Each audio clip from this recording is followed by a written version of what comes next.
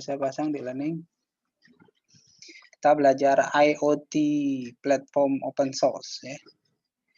Jadi apa saja IoT platform ya yang open source yang bisa kita pakai, yang mungkin sudah tersedia ya di internet ya, bisa kita pakai secara gratis ya. Kok dari hasil saya dapat ya, dari browsing yang saya lakukan, saya dapat diantaranya nih. Jadi kalau saya melihat aplikasi open source untuk platform IoT itu sudah ada banyak ya, bahkan banyak sekali saya bilang. Nah, karena itu kalau saya mendeskripsikannya, ada platform yang memang buatan orang luar ya, dan ada platform yang sebenarnya buatan kita ya, buatan anak negeri. Jadi kamu punya banyak pilihan sebenarnya kalau mau bikin platform Internet of Things ya. Jadi dengan platform ini tuh kita bisa mengkonekkan microcontroller yang sudah kita pasangi dengan pemrogramannya ya, itu ke internet itu ya, sehingga mudah diakses dari tempat manapun itu ya. Nah, kalau saya lihat setidaknya ini ada 12 platform yang buatan luar ya. Ada Zeta, Arduino. Jadi Arduino itu ya platform kan salah satunya ya, yang sudah banyak kita pelajari. Yang lainnya itu bisa pakai Open Remote, Node-RED, Flutter ya. Ini kalau Flutter tuh kalau mau pakai ini satunya Arduino itu Raspberry ya, kalau mau pakai Raspberry. M2M Lab, Mainspring, Thingsboard, Kinoma, IoT platform, Sideware, DSA, Tinger. Nah ini beberapa platform yang semuanya ada di internet ya. Kalau kamu browsing di alamat ini nih, saya mencatat alamatnya. Oh, yang ada di share itu ya, di materi link kalau nggak salah ya. Coba saya sudah sharekan dulu ya. Di e-learningnya, belum ada ya link, yang link web ya. Itu saya dapat tadi di sini tadi ya. Oh, nah nih.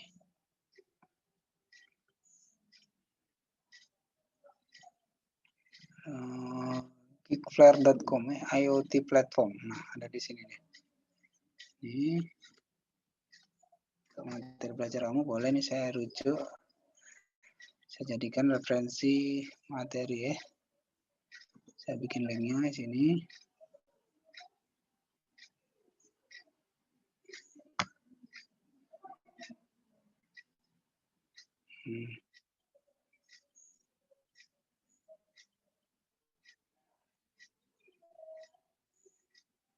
Oke. Saya buat linknya dulu di internet biar kamu bisa mengakses materi tadi ya. Hanya blog saja jadi pengetahuan dari tulisan orang untuk nambah referensi ya. Ini saya harus login dulu ya. Oh sorry, harusnya saya sudah. Oh saya login lagi ya.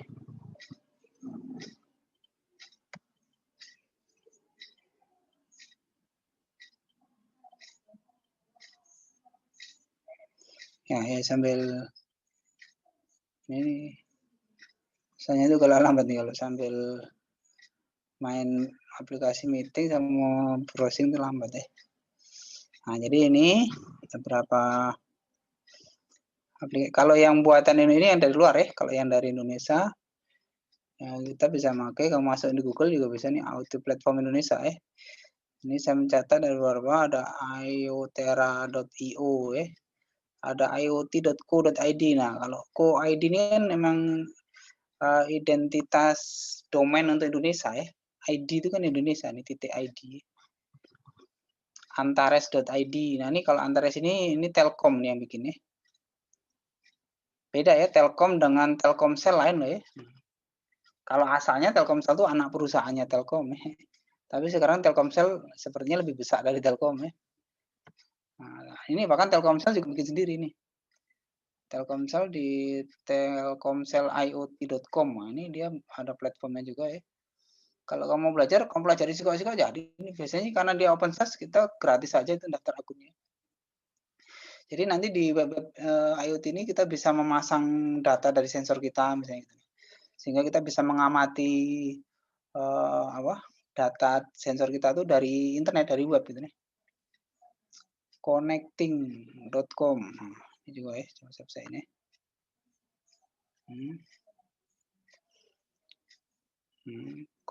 Connecting.com. Nah, ini juga platform juga. Ada iotbusinessplatform.com. Ini bahkan dia sudah dipakai se-Asia nih sepertinya ya. Nah, ini.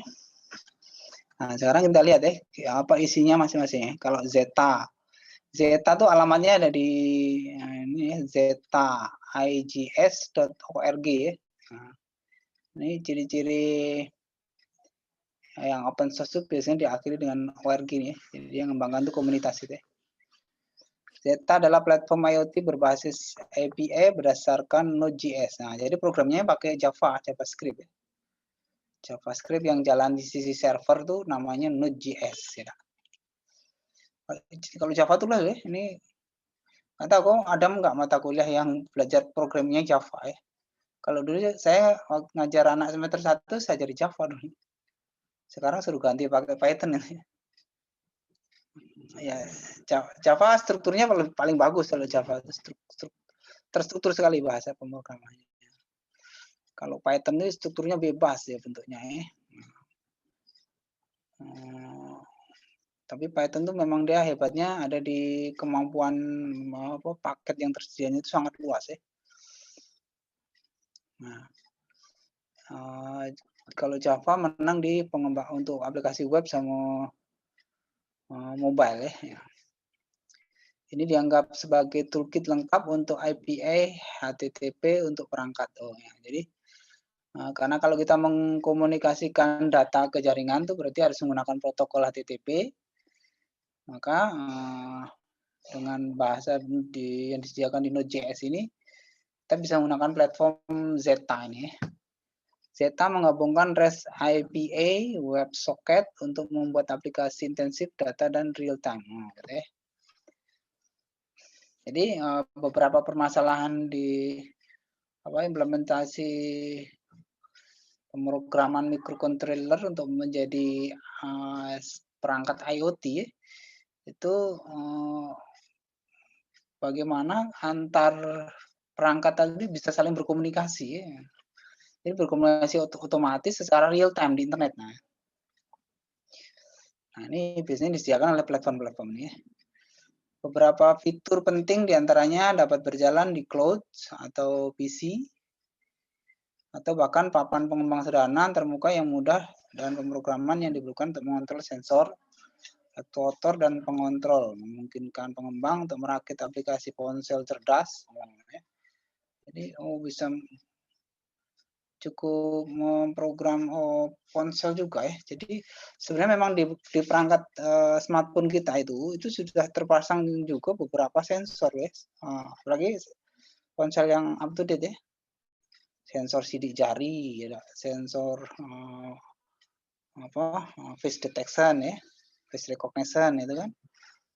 Itu sensor. Aplikasi perangkat dan aplikasi cloud maksudnya nih. Ini dikembangkan untuk aplikasi intensif data dan waktu real time ya, mengubah mesin apapun menjadi API. Jadi, ya kalau di industri misalnya untuk mengontrol jalannya mesin dari jarak jauh gitu ya, mengetahui data apa yang dihasilkan oleh mesin, nah itu kita bisa menggunakan ini. Apalagi Arduino. Nah, Arduino juga sebuah platform. Nah, jadi kita sudah belajar salah satu platform untuk membangun IoT ya, dengan Arduino ini. Nah, kita sudah tahu bahwa kalau Arduino ini kelebihannya adalah dia perpaduan yang tepat antara perangkat keras dan perangkat lunak ya. Untuk IoT, Arduino adalah platform IoT yang mudah digunakan. Ini beroperasi melalui serangkaian spesifikasi perangkat keras yang dapat diberikan ke elektronik interaktif. Nah, jadi yang kita coba beberapa program di Arduino itu adalah kita memprogram langsung perangkat elektronik gitu ya. Nah, disebut dengan elektronik interaktif ini. Perangkat lunak Arduino hadir dalam paket bahasa pemrograman Arduino ya. Bahasa pemrogramannya menggunakan bahasa pemrograman Arduino yang dekat dengan C, gitu ya, keluarga dari bahasa pemrograman C, sehingga orang lebih mudah belajarnya. C karena C itu sudah sangat populer ya. Oke, berikutnya ada platform OpenRemote. Nah, OpenRemote telah memperkenalkan platform IoT open source baru untuk membuat manajemen energi profesional, manajemen kerumunan, atau manajemen aplikasi manajemen aset yang lebih umum. Nah, ini biasanya untuk smart city nih OpenRemote ini. Untuk smart city, kalau di Indonesia smart city yang sudah menggunakan IoT Bandung itu ya. Jadi di Bandung tuh kalau ada orang misalnya berhenti di lampu merah terus dia melanggar garis ya, nah itu oleh kamera didetek, terus di dekat lampu merahnya itu ada suara ya, itu suaranya beberapa ya itu sudah dari IoT, jadi memang ada rekaman orang ya, tapi rekamannya itu bunyi sendiri tuh, rekamannya itu nyala sendiri kalau ada orang melanggar garis tadi dengan aplikasi yang disisipkan di situ apa deep learning ya, mesin learning kan bisa detek itu. Ini gambar ini orang ini menabrak garis gitu ya. Ada motor menabrak garis lampu traffic itu terlalu maju itu kan menabrak garis lampu traffic itu udah melanggar hukum kalau kita pakai hukum lalu lintas ya. Nanti lampu trafficnya itu seperti bisa ngajak bicara gitu ya dengan orang yang sedang ada di situ. Nah itu sebenarnya sudah terapan IoT di smart city ya. Ke depan kalau mau canggih manajemen lampu traffic itu dengan mesin learning tadi, jadi untuk menentukan kapan merah, kapan hijau, kapan kuning tuh semua lampu merah traffic yang ada di sebuah kota itu dikoneksikan ya, sehingga keputusannya diambil oleh mesin learningnya ya. Di titik mana dia harus merah, di titik mana dia harus hijau, nah itu nanti diambil dari data kepadatan lalu lintas ya.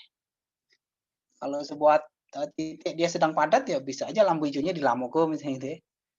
Nah, ngitungnya dia berapa lama itu oleh mesin nanti oleh aplikasi gitu ya. Oke, ini OpenRemote apalagi Node-RED. Nah,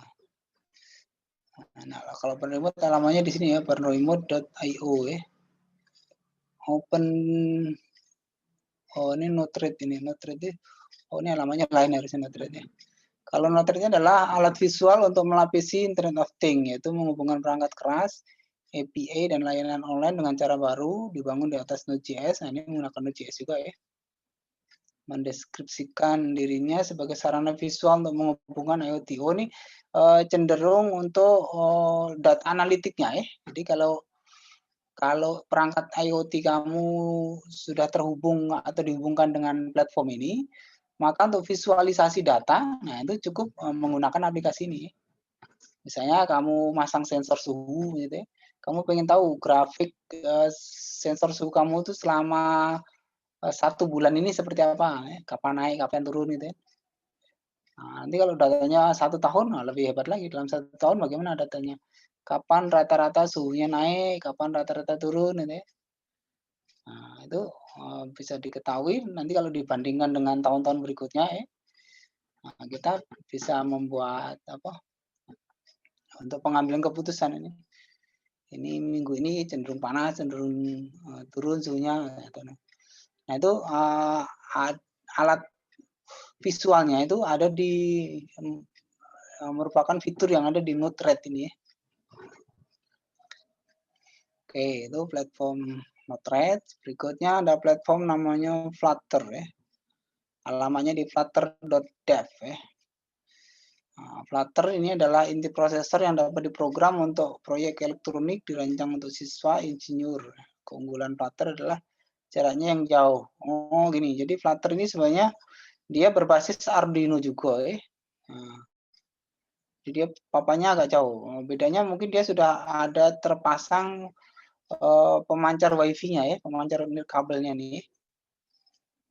Oh, dia bahkan bisa terhubung sampai sejauh 0,5 mil. Nah, lumayan ini. dan tidak memerlukan router. Nah, jadi antar Flutter ini bisa saling terhubung ya. Oh gitu nih keren. Kalau kita pakai Arduino biasa kemarin ya, yang kita pasang perangkat WiFi di Arduino yang standar kemarin, itu kan untuk supaya Arduino kita terhubung ke internet, apalagi mau komunikasi dengan Arduino yang lain gitu ya, kita membutuhkan router kan, ya routernya pemancar akses point kita ya, HP kita butuh HP, akses point. Nah ini kalau Flutter ini dan ini, jadi bisa langsung connect antar perangkat. Nah ini kalau untuk industri besar nih, industri yang punya banyak cabang misalnya gitu ya, mesinnya tersebar di beberapa tempat misalnya, mau dipasangin sensor, nah bisa menggunakan ini. Tentu ini mungkin harganya lebih mahal nih. Flutter ya, jadi jenis Arduino yang punya kemampuan lebih, bisa saling terhubung karena sudah dilengkapi dengan pemancar kabel yang cukup kuat jangkauannya. Terdiri dari enkripsi AES 256 bit dan mudah digunakan. Oh, datanya juga sudah diamankan ini, lihat ya, sudah dienkripsi. Jadi dari sisi security-nya sudah diperhitungkan ini Flutter ini. Jadi kalau kita mau mengkomunikasikan data antar perangkat itu sudah minimal sudah bisa menekan kemungkinan dihack orang gitu ya, karena udah dienkrip datanya kan. Jadi kalau kita mengirim data dalam bentuk terenkrip di internet itu kan seperti kita mengirim barang yang terbungkus kuat gitu ya. Kalaupun orang berhasil mencuri barangnya gitu ya, orang tidak akan bisa membuka barangnya itu tanpa memiliki kuncinya gitu ya. Nah itu data terenkrip gitu ya. Bisa aja datanya dicuri orang ya, kan namanya apalagi kalau kita bicara jaringan WiFi ya. Jaringan WiFi ini bisa orang lain bisa masuk dia dengan berbagai cara. Nah, sekarang tool untuk hacking itu ada banyak ya. Bahkan orang biasanya menggunakan kali Linux ya. Ternyata ada lagi yang hebat tuh. Oh, Black ARC. Nah, Black Arts. .linux. Nah, itu tool hacking yang hebat lagi tuh. Tapi installnya agak sulit bisa baca-baca di YouTube. Kalau komputernya tidak hebat dia kayak ini. Kemampuannya lebih luas ya untuk hacking. Jadi kalau cuma sekedar menjebol WiFi itu sekarang mudah banyak yang ngajari. Tool-toolnya mudah di-download. Karena itu kalau kita membuat jaringan yang bagus, apalagi untuk kepentingan yang vital harus dipertimbangkan sisi keamanannya. Minimal harus sampai ke level dienkripsi datanya ya. Dan juga beberapa fitur lainnya yang ada di dalam Flutter ini. Oke. Itu Flutter.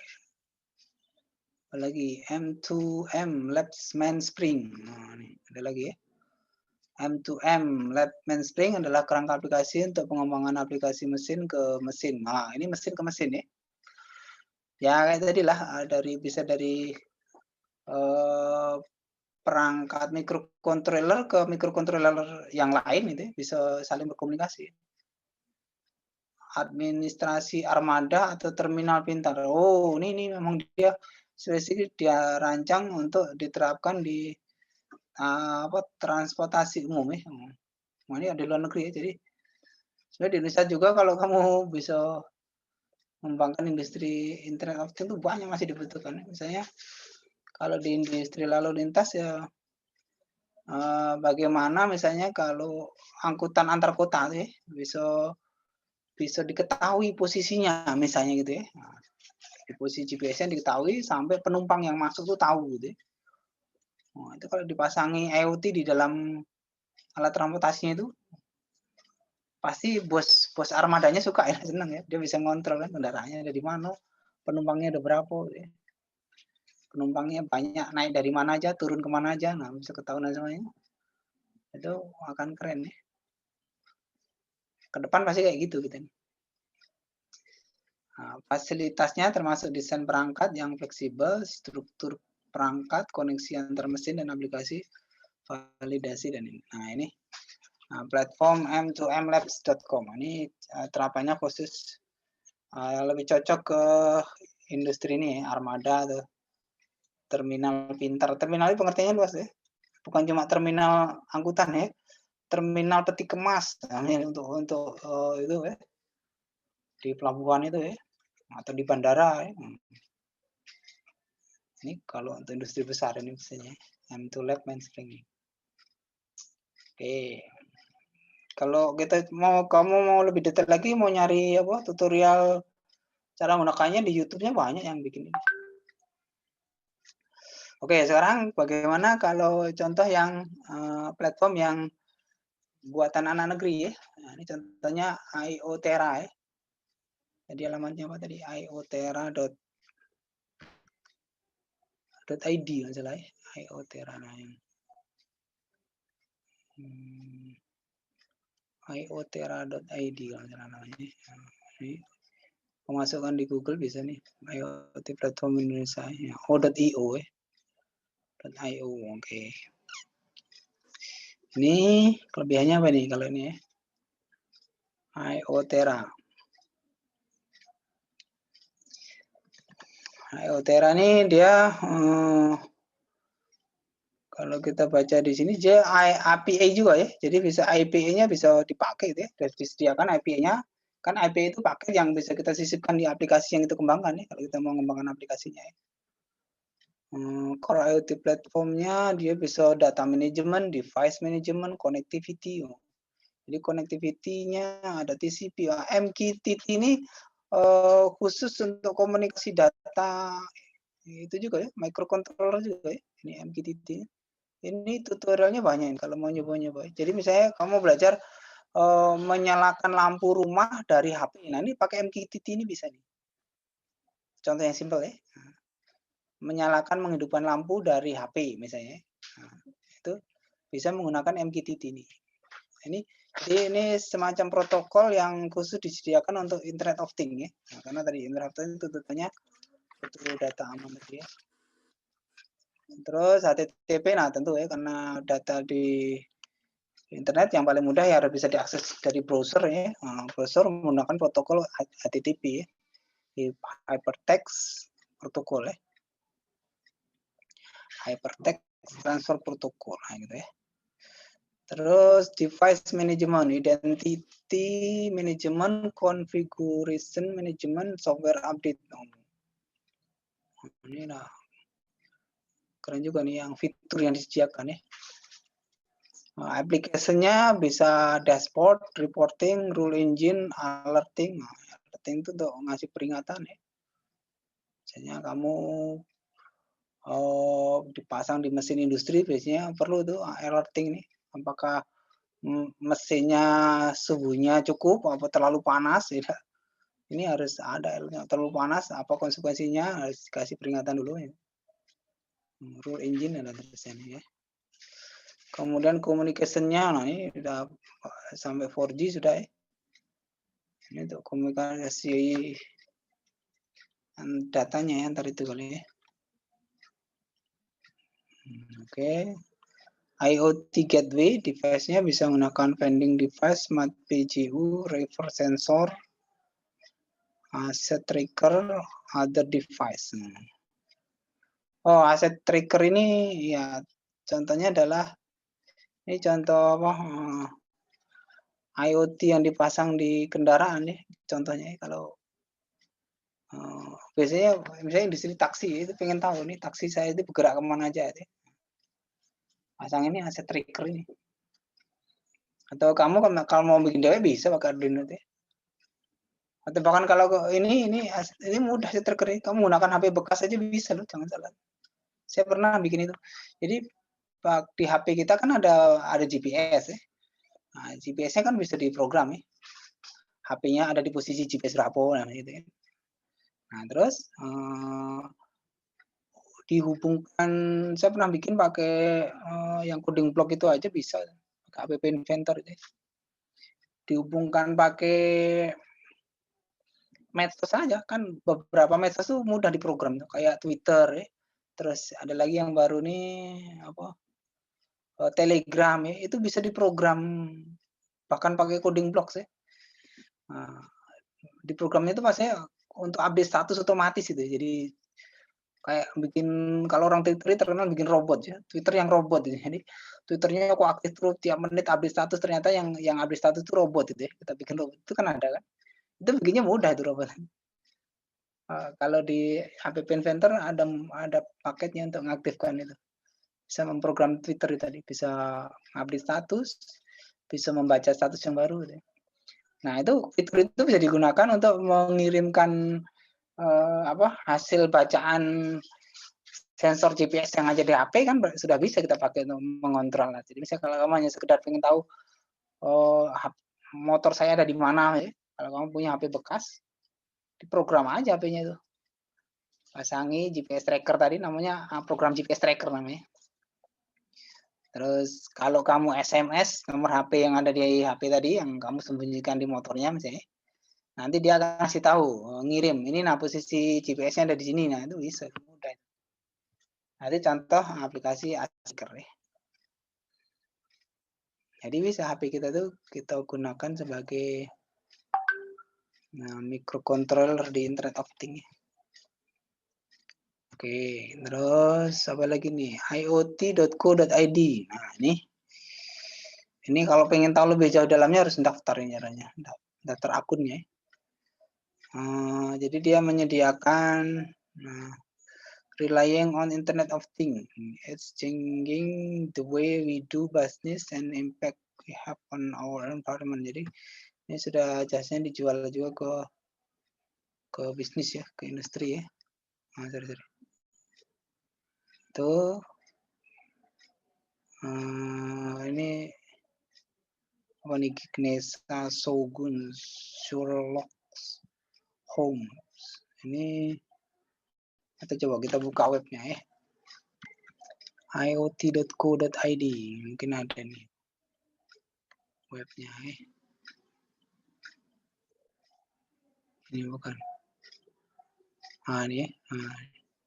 Kalau pengen dia sudah bisa untuk smart city misalnya, smart enterprise ya. Coba kalau smart city apa nih? Kalau mau tahu cara menggunakannya, saya pengen mencoba mengkoneksikan Arduino kita ke sini. Ini cari tutorialnya ada nih di internet ya. Sudah 30 menit itu ya. Oke, ini alamatnya tuh bisa kamu akses sendiri, nanti bisa diperdalam sendiri ya. Tuh iot.co.id. Nah, kalau yang saya baca-baca yang banyak digunakan di Indonesia ini Antares.id nih. Yang punya Telkom itu yang paling luas digunakan ya. Nah, ini ya. Jadi dia fiturnya dia berani menyatakan ini fiturnya aman ya, handal, beragam perangkat dan ada IPA-nya juga ya. Nah, ya. Tuh. Terus kalau kita lihat di webnya apa ya sini, di webnya Antares itu ini ada beragam fitur ya. Nah ini langkah-langkahnya kalau mau mencoba bisa nih daftar sign up dulu kamu ya, daftar akun dulu gitu ya. Nah ini dia bilang bisa untuk smart home ya, terus bisa untuk connected car, nah untuk tadi menghubungkan antar mobil tadi ya, untuk smart city ya, terus industri 4.0, nah itu dia menawarkan platform untuk itu deh kalau yang pengen bangun itu ya. Connected car itu nanti kalau kita semua orang menggunakan mobil listrik ya, jangan salah loh, mungkin 5 tahun 10 tahun lagi mobil bensin itu udah menurun ya, banyak digunakan orang ya, orang beralih ke listrik ya. Nanti antar sesama mobil listrik tuh bisa saling terhubung kan sehingga hemat energi itu ya. Kalau misalnya di jalan keluar sebuah mobil, nanti di jalan ketemu mobil lain yang arahnya sama ya, dia bisa koneksi antar itu pakai aplikasi itu kan, semacam Google Map itu ya, yang bisa tahu ini mobil ini mau menuju ke kota apa gitu. Nah, arahnya sama, dia bisa saling bergandengan gitu. Nah, itu ini Mas tadi connected car. Connected cars tadi. Atau kalau yang aplikasi apa? Transportasi online itu dia juga jenis connected car juga ya. Jadi pengguna bisa saling mendeteksi mobilnya dari mana kalau kita pesan itu Grab, terus Gokar itu ya. itu antara saya jadi antara itu mungkin atau besok coba kita coba ya kalau daftar akunnya yang mana ya. Kita cari tutorialnya dulu cara menggunakannya ya. Oke. Berikutnya apa lagi nih? Selain antara S. Oh, habis. Oh, habis ya, oke. Ya, selebihnya kamu bisa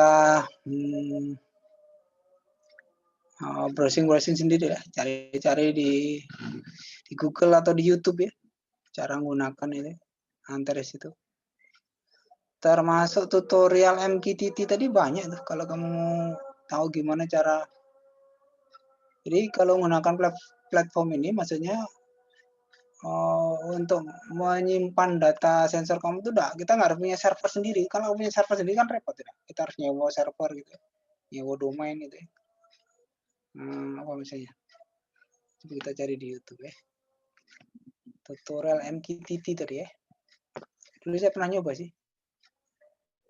Ini bagaimana supaya kita bisa menghidupkan, mematikan lampu dengan HP itu. Tutorial MQTT gitu ada banyak yang ngajar di sini.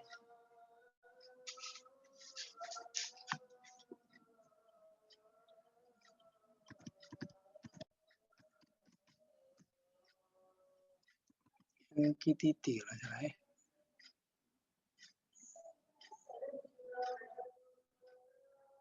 MQTT coba ya.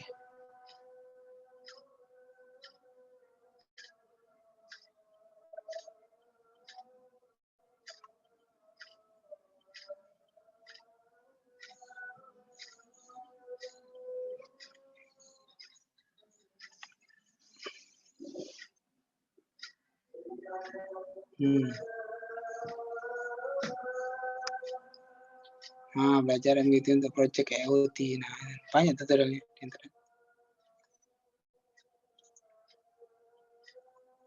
Besok kita coba pas praktek aja mungkin ya.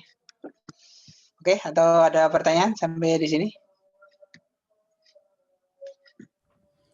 Maaf Pak, yang kemarin Pak katanya kan kalau ada project buat di akhir semester boleh itu dipamerin, mungkin buat ini kan? Boleh.